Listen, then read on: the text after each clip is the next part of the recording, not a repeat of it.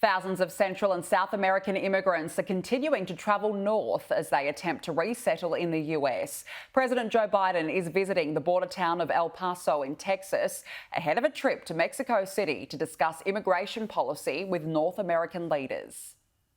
They know their dream is across the river, but all they can do is wait. Some sit on the Mexican side looking north. The lucky ones have tents or find space in a shelter.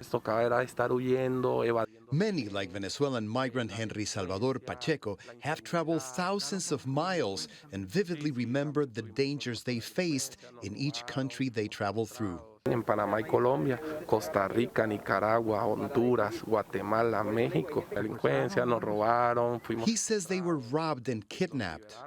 It's the story of thousands upon thousands of immigrants who continue traveling north, even if it means risking their lives. The migrant crisis will be a top priority as U.S. President Joe Biden travels to Mexico to meet on Monday with his Mexican counterpart, Andrés Manuel López Obrador, and Canadian Prime Minister Justin Trudeau.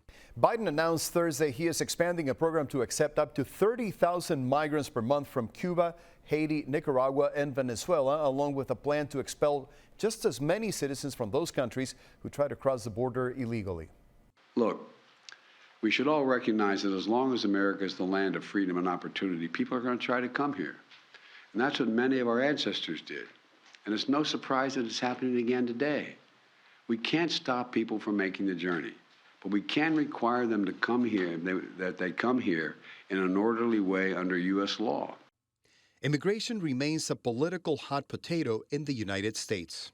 We take what's happening at the southern border very seriously, unlike some, and unlike the President of the United States, who has refused to lift a finger to secure that border. Far from the political rhetoric, migrants continue to wait. Some, like Kevin Ortega, a migrant from Venezuela, say they have nothing to lose that they haven't already lost. We left everything behind, he says. We don't have a home. We don't have a place to stay. Everyone here made an effort to get to where we are now, and we have no way to go back. Nearly 2.4 million immigrants were apprehended as they tried to enter the U.S. southern border in the fiscal year that ended in September, according to U.S. Customs and Border Protection.